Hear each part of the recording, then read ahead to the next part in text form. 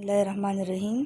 आज हम डिस्कस करेंगे डिफ्यूजन, मोबिलिटी एंड डेंसिटी, जो कि लास्ट 3 प्रॉपर्टीज़ ऑफ लिक्विड हैं।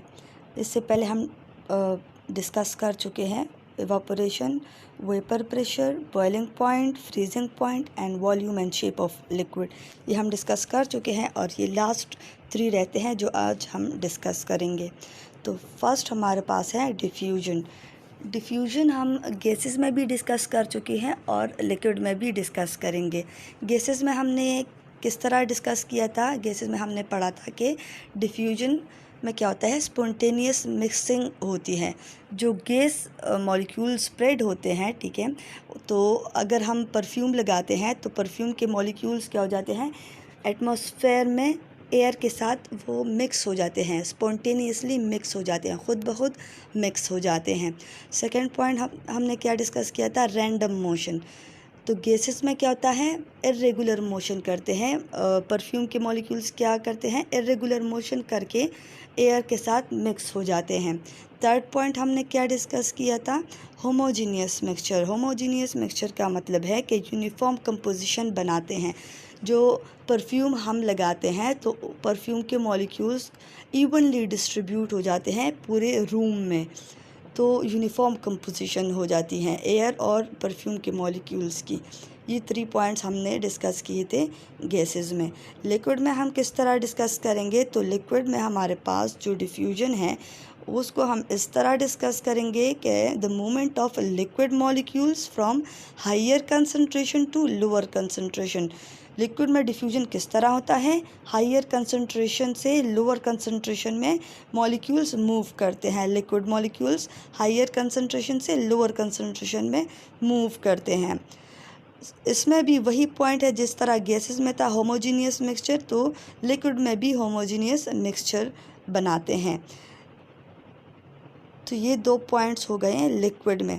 लेकिन लिक्विड और गैस के डिफ्यूजन में क्या डिफरेंस है, तो गैस मॉलिक्यूल्स का जो डिफ्यूजन है वो ज़्यादा होता है एज़ कम्पेयर टू लिक्विड। क्यों ज़्यादा होता है गैसेस में? क्योंकि गैसेस में जो मॉलिक्यूल्स होते हैं वो इजीली स्प्रेड हो जाते हैं, उनके बीच में इंटरमॉलिक्यूलर स्पेसेस ज़्यादा होते हैं जिसकी वजह से वो इजीली स्प्रेड होते हैं। जबकि लिक्विड में इंटरमॉलिक्यूलर फोर्सेस क्या होते हैं, वो कम होते हैं, जिसकी वजह से फोर्स ऑफ अट्रैक्शन ज़्यादा होता है। तो फोर्स ऑफ अट्रैक्शन होने की वजह से लिक्विड के मॉलिक्यूल्स क्या करते हैं, स्लोली मूव करते हैं as compare to gases. Gases जल्दी स्प्रेड हो जाते हैं जबकि लिक्विड स्लोली मूव करते हैं। तो इस वजह से डिफ्यूजन जो है वो लिक्विड मॉलिक्यूल्स में स्लो होगा as compare to gases. Diffusion depend करता है टेम्परेचर के ऊपर। तो किस तरह डिपेंड करता है, टेम्परेचर और डिफ्यूजन का आपस में डायरेक्ट रिलेशन है। अगर हम टेम्परेचर इंक्रीज़ करेंगे तो डिफ्यूजन इंक्रीज़ होगा, और अगर हम टेम्परेचर डिक्रीज़ करेंगे तो डिफ्यूजन डिक्रीज़ होगा। एक एग्जांपल हम डिस्कस करते हैं, ठीक है, जिससे हमें डिफ्यूजन के बारे में थोड़ा सा और पता चल जाएगा। तो एग्जांपल में है, हमने एक फ्लास्क में क्या लिया हुआ है, वाटर लिया है और इंक लिया है। इंक के कुछ ड्रॉप्स लिए हैं। जब इंक के ड्रॉप्स हम वाटर में ऐड करते हैं तो कुछ टाइम बाद क्या हो जाता है, वो इंक के ड्रॉप्स इवनली डिस्ट्रीब्यूट हो जाते हैं पूरे वाटर में। हर एक पॉइंट तक इंक के ड्रॉप्स पहुंच जाते हैं, इवनली डिस्ट्रीब्यूट हो जाते हैं। तो इसका मतलब है कि डिफ्यूजन हुई है इन 2 लिक्विड्स के बीच में। इंक भी लिक्विड है और वाटर भी लिक्विड है। तो इंक के मॉलिक्यूल्स जो है वो पूरे वाटर में क्या हो गए हैं, इवनली डिस्ट्रीब्यूट हो गए हैं। और अगर हम टेम्परेचर इंक्रीज़ करेंगे तो ये 2 प्रोसेस क्या होंगे, जल्दी जल्दी हो जाएगा। जितना टाइम बग़ैर टेम्परेचर के लेता है तो फिर उससे कम टाइम लेगा। तो ये था डिफ्यूजन, और डिफ्यूजन डिपेंड करता है टेम्परेचर पे। नेक्स्ट हमारे पास है इंटरमोलिकुलर फोर्स। तो डिफ्यूजन डिपेंड करता है इंटरमोलिकुलर फोर्सेस पे।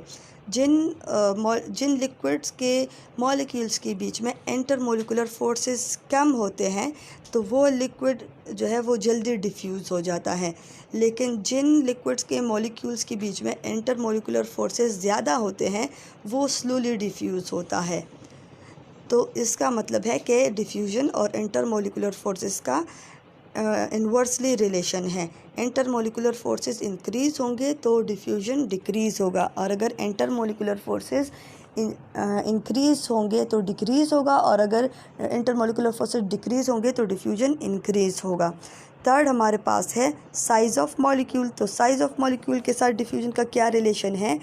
अगर साइज़ ऑफ मॉलिक्यूल का साइज़ बड़ा होगा तो डिफ्यूजन कम होगी, और अगर मॉलिक्यूल का साइज़ छोटा होगा, स्मॉल होगा, तो डिफ्यूजन ज़्यादा होगी, डिफ्यूजन इंक्रीज़ होगा। तो डिफ्यूजन और साइज़ ऑफ मॉलिक्यूल का आपस में क्या रिलेशन है? इनवर्स रिलेशन है। साइज़ ऑफ मॉलिक्यूल इंक्रीज़ तो diffusion decrease, size of molecule decrease तो डिफ्यूजन इंक्रीज़। नेक्स्ट हमारे पास है मोबिलिटी।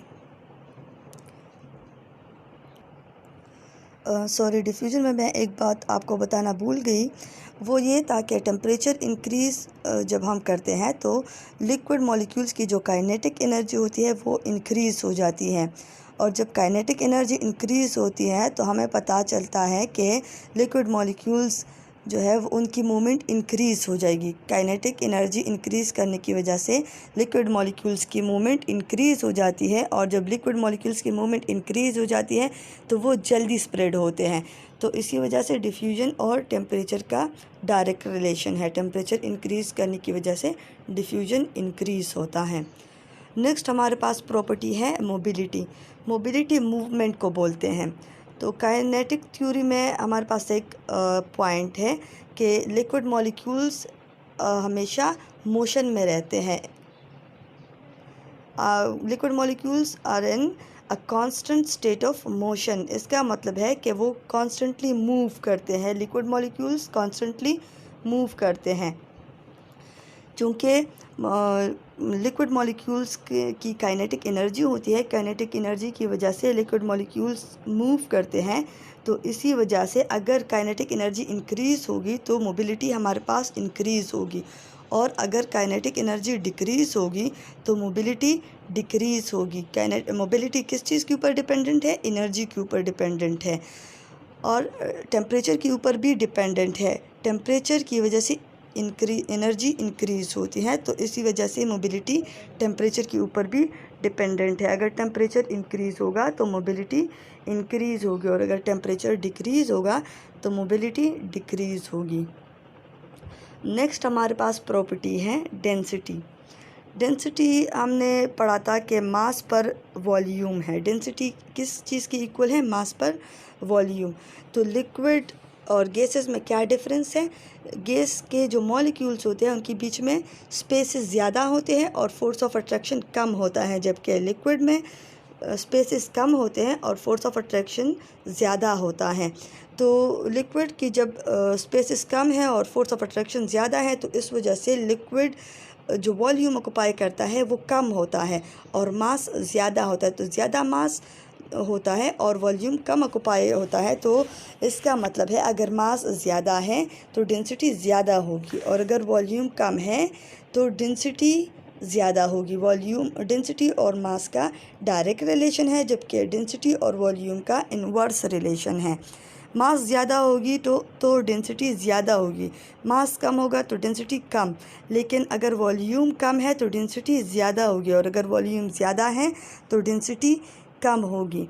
तो गैसेस की जो डेंसिटी होती है वो लिक्विड के मुकाबले में कम होती है, जबकि लिक्विड की डेंसिटी ज़्यादा होती है, क्योंकि गैसेस जो है वो ज़्यादा वॉल्यूम ऑक्युपाई करते हैं, तो इसी वजह से उनकी डेंसिटी कम होती है। और लिक्विड जो है उनकी बीच में स्पेसेस कम होते हैं, तो वो कम स्पेस ऑक्युपाई करते हैं, उनका वॉल्यूम कम होता है, जिसकी वजह से डेंसिटी ज़्यादा होती हैं।